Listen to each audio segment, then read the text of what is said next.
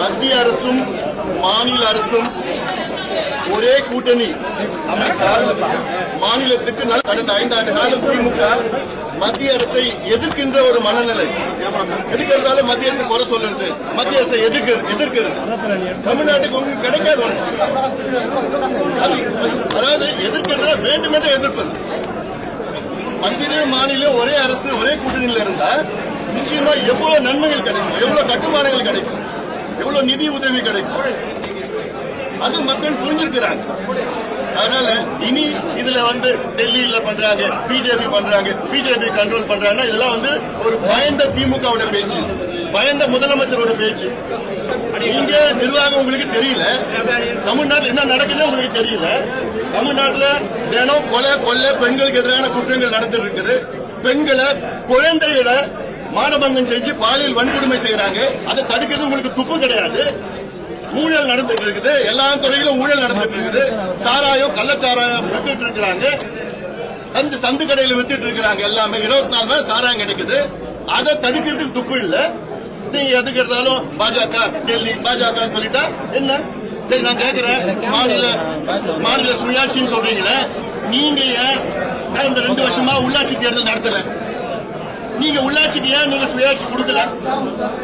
நீங்க சுயாட்சி பத்தி பேசுறதுக்கு உங்களுக்கு என்ன தகுதி இருக்கு?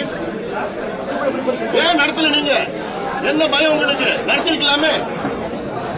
அப்போ இதெல்லாம் ஒரு பேச்சு, மக்களை திசை திருப்புகின்ற ஒரு பயந்து போன ஒரு முதலமைச்சர், பயந்து போன திமுக கூட்டணி பேசுற பேச்சு இதெல்லாம். ஏன் உங்களுடைய சாதனைகளை சொல்லி நீங்க வாக்கு கேட்க வேண்டியதானே? எதுக்கு உங்களுக்கு 28 கட்சி கூட்டணி? என்ன பயம் உங்களுக்கு? ஏன் இவ்வளவு கட்சி உங்களுக்கு சேரணும்னு உங்களுக்கு விருப்பம் இருக்கு? நீங்க அவ்வளவு தமிழ்நாட்டுக்கு இவ்வளவு சாதனை செஞ்சிருக்கீங்கன்னா அந்த சாதனையில நீங்க நின்று இருக்கலாமே. ஏன் உங்களுக்கு பயம்? தோல்வி பயம் வந்துடுச்சு. ஏன்னா நீங்க எதுவும் மக்களுக்கு செய்யல, வாக்குறுதியை நீங்க நிறைவேற்றல. அதனால அந்த பயத்துலதான் எல்லாம் வாங்கன்னு சேர்த்துக்கிட்டு இருக்கீங்க. அது நிச்சயமா எடுபட போறது. ஆமா, நீங்க கம்யூனிஸ்ட் சிபிஐ பாத்தீங்க, சிபிஎம் பாத்தீங்க, இப்ப விசிகே பாத்துட்டீங்க, காங்கிரஸ் கொஞ்ச நாள் பாத்துவீங்க. நீங்க யாருக்கும் திருப்தியா இல்ல. அதனால தேர்தலில் பிரதிபலிக்கிறாங்க.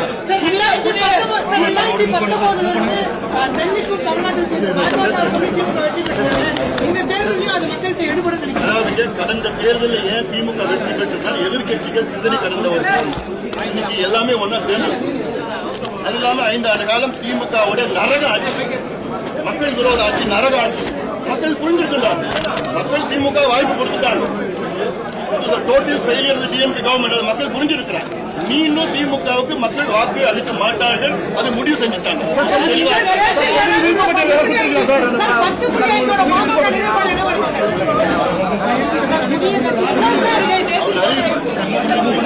கூட்டணி கட்சி, எங்க கூட்டணியின் தலைவர் முன்னாள் முதலமைச்சர் எடப்பாடி பழனிசாமி அவர்கள் அந்த மற்ற தொகுதி விவரங்கள் யார் யார் விரைவில்